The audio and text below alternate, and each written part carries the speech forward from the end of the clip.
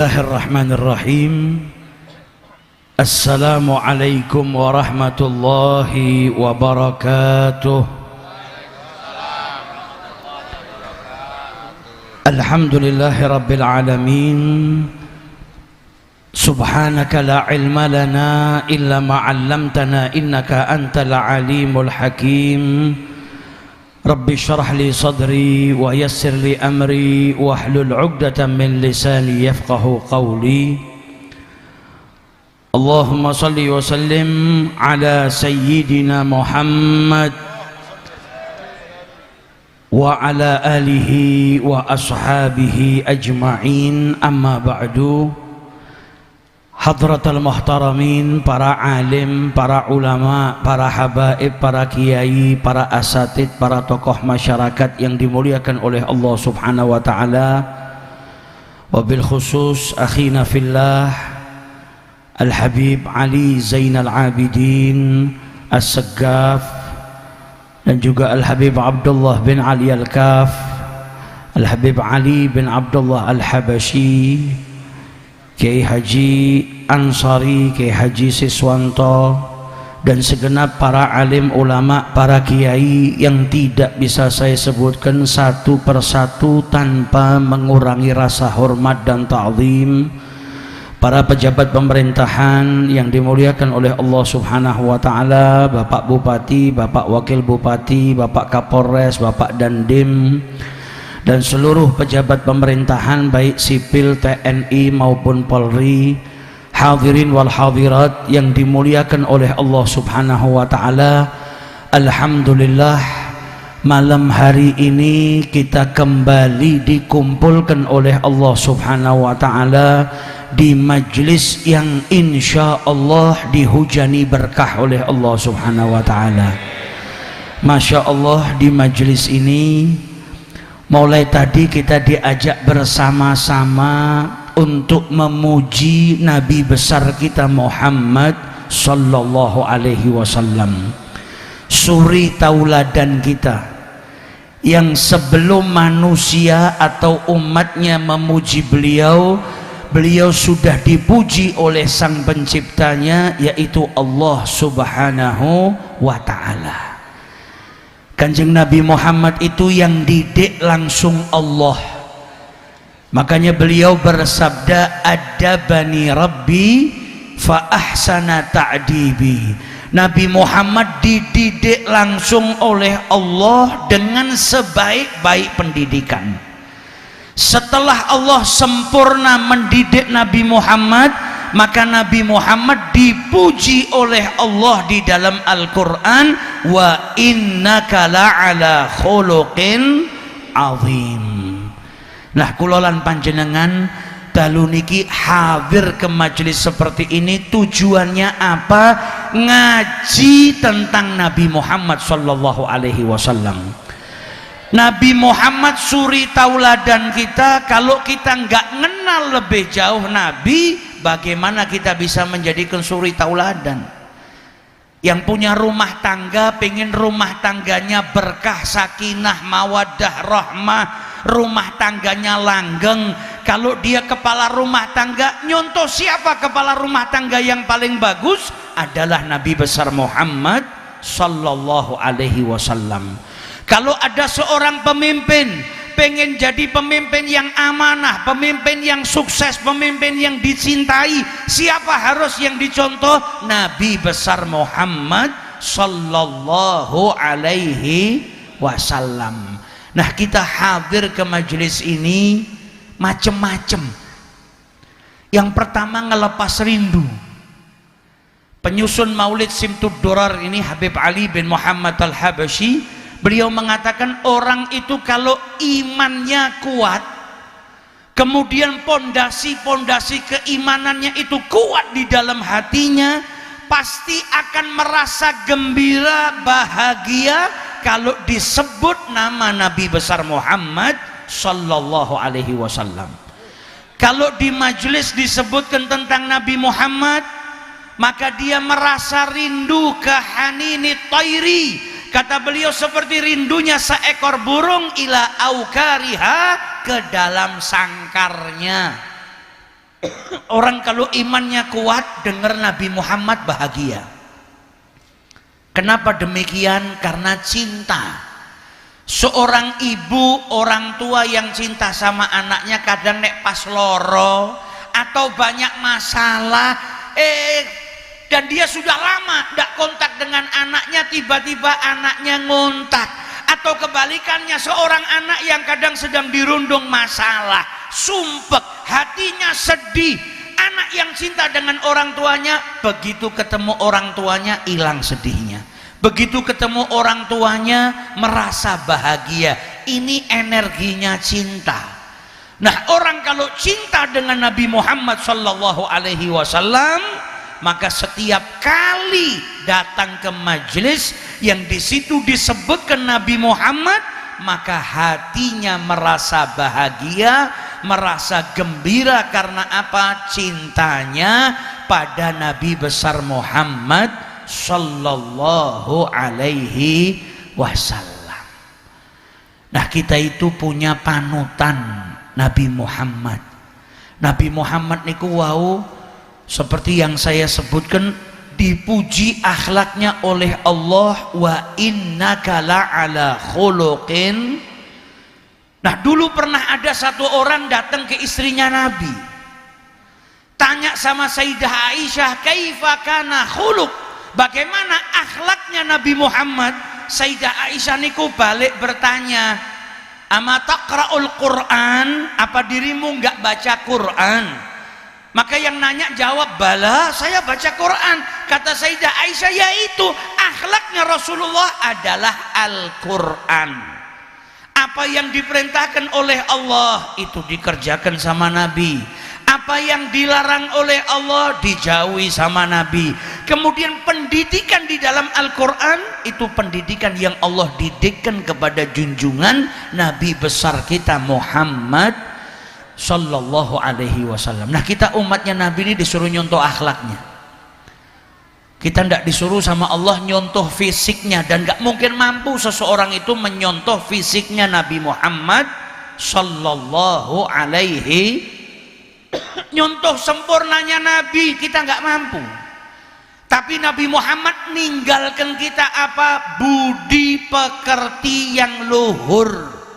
Maka kita sebagai umatnya wajib ngikuti akhlaknya Nabi besar kita Muhammad sallallahu alaihi wasallam. Kanjeng Nabi niku ngendikan dalam hadisnya, laisa minna man lam yarham saghirina.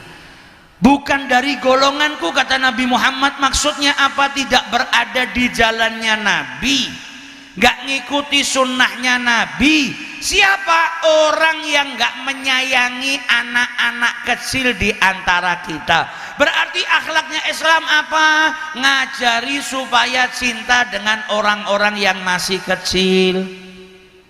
Bukan dari golongan kita juga, kata Rasulullah, man lam yuwaqir, atau dalam riwayat yang lain, man lam ya'rif haqqa kabirina, yang gak tahu haknya orang-orang yang tua di antara kita. Berarti kita itu nek ngamalno akhlaknya Nabi Muhammad, sama yang lebih muda sayang, sama yang lebih tua hormat. Niki nek diamalno ndak ada orang yang berselisih. Kenapa? Karena sama orang yang lebih tua hormat, sama anak yang lebih muda sayang. Niku thariqah atau jalan yang diajarkan oleh Nabi besar kita Muhammad sallallahu alaihi wasallam. Sayyidina Anas ibnu Malik itu pernah lewat, lah kok kepanggil kali bocah-bocah cilik, maka yang ngucap salam niku Sayyidina Anas ibnu Malik. Kalau kita enggak kan, kita nek ketok wong sing rodok tokoh kita ngucap salam. Kadang kalau kita ngelihat orang yang rendah kita enggak ngucap salam. Sayyidina Anas ibnu Malik bukan orang rendah atau orang yang enggak punya jabatan, bocah cilik. Ada anak kecil saja beliau menghormati anak kecil tadi dengan apa? Beliau yang ngucap salam terlebih dahulu. Bukan terus gak gobres, bocah cilik. Tapi beliau ngucap salam. Dan beliau menjelaskan, seperti ini dulu saya melihat Nabi Muhammad sallallahu alaihi wasallam. Berarti yang ngajari siapa? Nabi Muhammad. Lihat bagaimana akhlaknya Nabi. Cucunya Nabi Muhammad itu Al-Husain pernah tanya sama Sayyidina Ali bin Abi Thalib, majelisnya Kanjeng Nabi itu seperti apa? Kanjeng Nabi niku nek duduk-duduk kali para sahabat, majelisnya itu seperti apa? Maka dijelaskan oleh Sayyidina Ali bin Abi Thalib, majelisnya para sahabat dengan Rasulullah. Sahabat Nabi itu kalau duduk di hadapan Nabi Muhammad, mereka semua, tiap orang itu mengira diri mereka orang yang paling dekat dengan Nabi dan orang yang paling disayang sama Nabi Muhammad. Niku panjenengan bisa bayangkan bagaimana hebatnya Nabi itu nguwongke para sahabat, bagaimana Nabi Muhammad itu sayangnya kepada para sahabat sampai yang hadir itu nganggep dirinya itu paling dekat dengan Nabi. Gimana orang bisa merasa paling dekat kalau ndak sapaannya Nabi itu istimewa kepada mereka. Setiap orang yang duduk di majelisnya Nabi ngira dirinya paling dekat, paling disayang sama Nabi Muhammad SAW.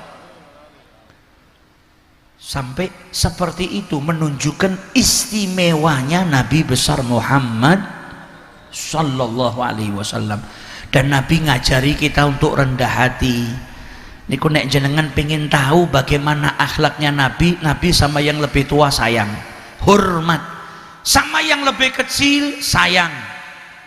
Sifat rahmah yang ada di hatinya Nabi Muhammad gak ada yang bisa ngalahkan. Nabi Muhammad itu kalau dipancing amarahnya gak marah, malah tambah sabar. Nabi Muhammad itu la yantaqim, gak marah karena kalau sifatnya personal. Kalau haknya Allah dipermainkan atau syariatnya dipermainkan, maka Nabi marah karena Allah. Tapi kalau dirinya, beliau lebih memilih apa? Memaafkan. Makanya orang yang memaafkan itu kata Rasulullah nggak bertambah kecuali apa? Izzan, kemuliaan. Kalau zaman sekarang kan kadang orang, wah awakmu ke dicaci, dimaki, dizalimi kok orang bales. Ajire awakmu. Masa dia berbuat salah kau tidak berani balas, padahal kalau orang membalas keburukan dengan keburukan banyak orang yang bisa, tapi hanya sedikit orang yang bisa memaafkan orang yang berbuat buruk kepada dirinya. Nah ini enggak semua orang. Makanya dikatakan orang yang kuat ketika apa? Bisa mengendalikan amarahnya. Orang yang bertambah mulia ketika apa? Dia bisa memaafkan.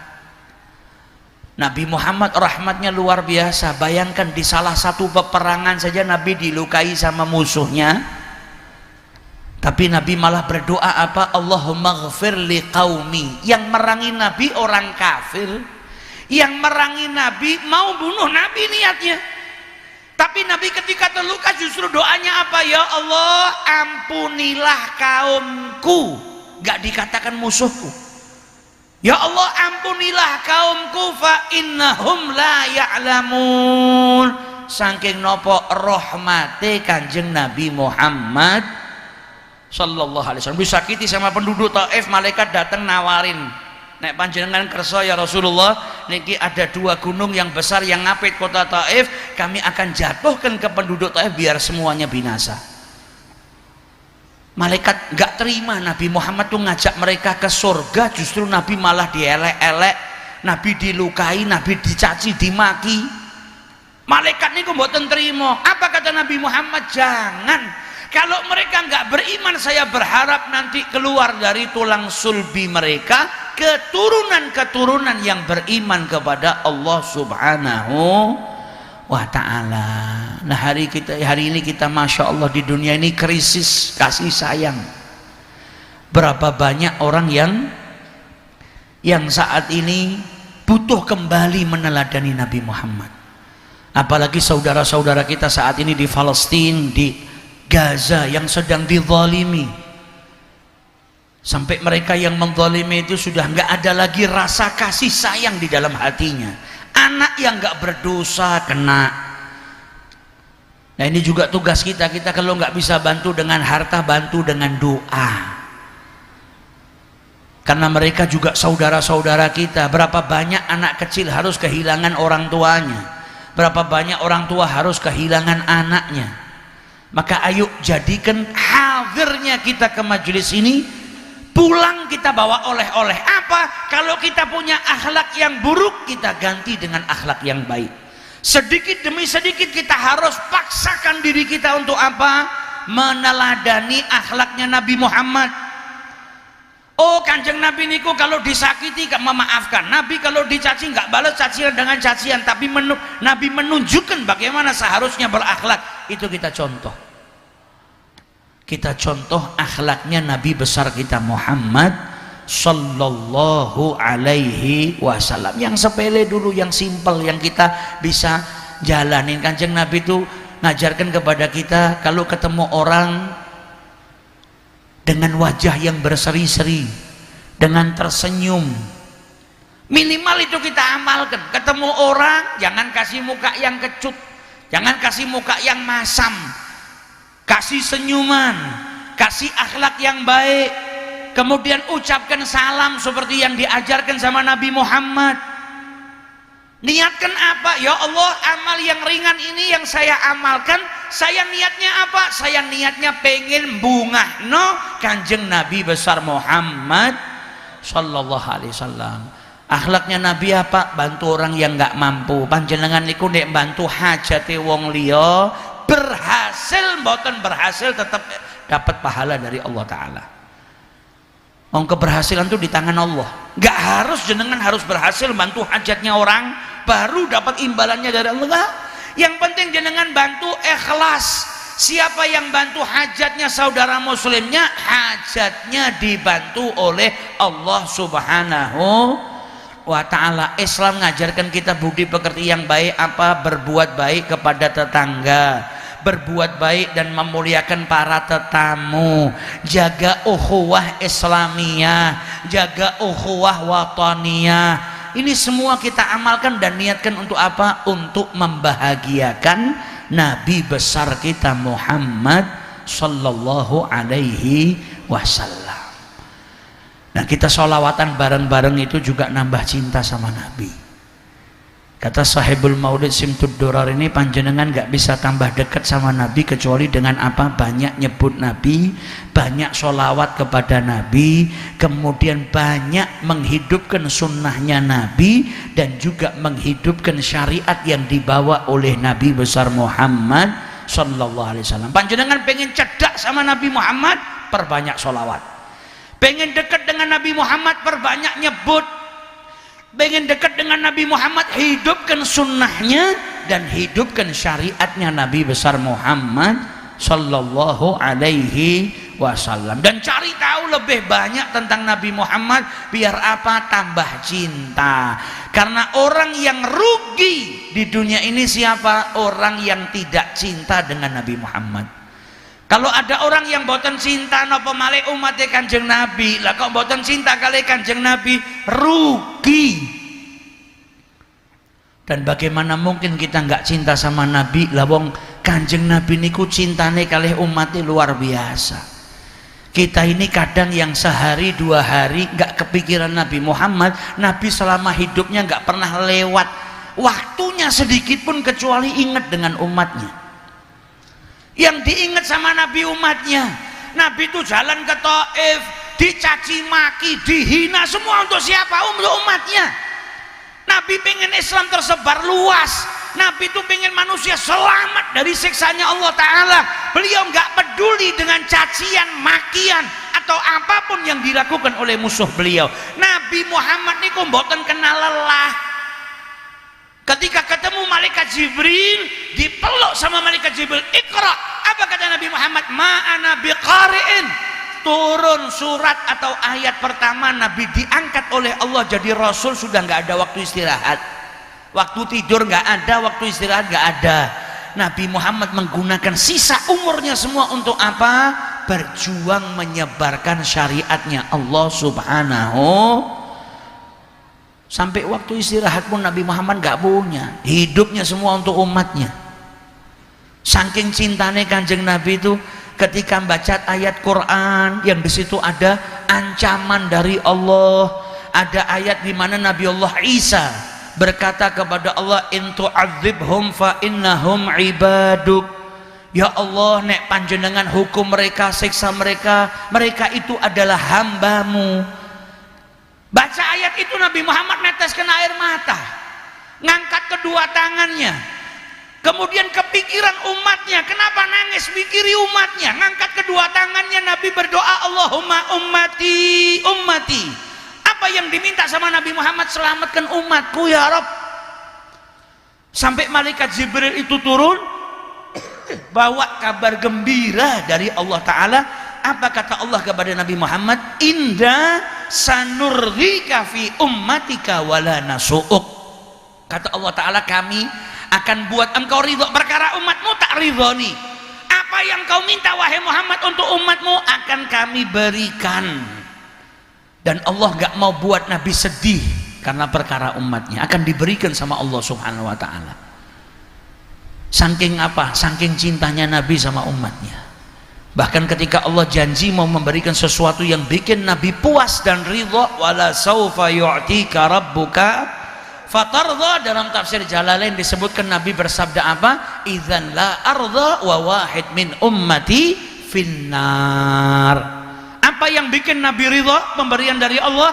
Kalau umatnya semuanya diselamatkan oleh Allah dari nerakanya Allah Subhanahu wa Ta'ala. Lah ngelihat bagaimana cintanya Nabi kepada kita, mboten pantes nek kula lan panjenengan itu enggak cinta dengan Nabi Muhammad. Nah, supaya bertambah cintanya, ayo sering-sering ngaji tentang Nabi. Lah saya kalau suruh hadir pengawasan seperti ini tiap malam mboten saged. Kalau begitu cari konco yang seneng sama Nabi. Karena konco itu kebiasaannya nular. Makanya Nabi bersabda, almar'u ala dini khalilih. Seseorang itu tergantung teman duduknya, kekasihnya, orang yang paling akrab dengan dirinya. Jenengan gak suka pedes, lah kumpul sama konco, akrab sama konco yang senengnya makan pedes, mau gak mau ketularan bakal tuh yang pedes. Jenengan gak suka sama apa? Sama masakan ini, lah kok kumpulnya sama orang ini, lama-lama suka. Karena apa? Temen itu ngaruh. Maka kalau pingin cinta sama Nabi Muhammad, cari teman yang cinta sama Kanjeng Nabi. Jangan kalau punya teman, lah kok teman itu cintanya sama Nabi luar biasa. Ketika duduk dengan panjenengan, yang jenengan dengar cuma Nabi Muhammad.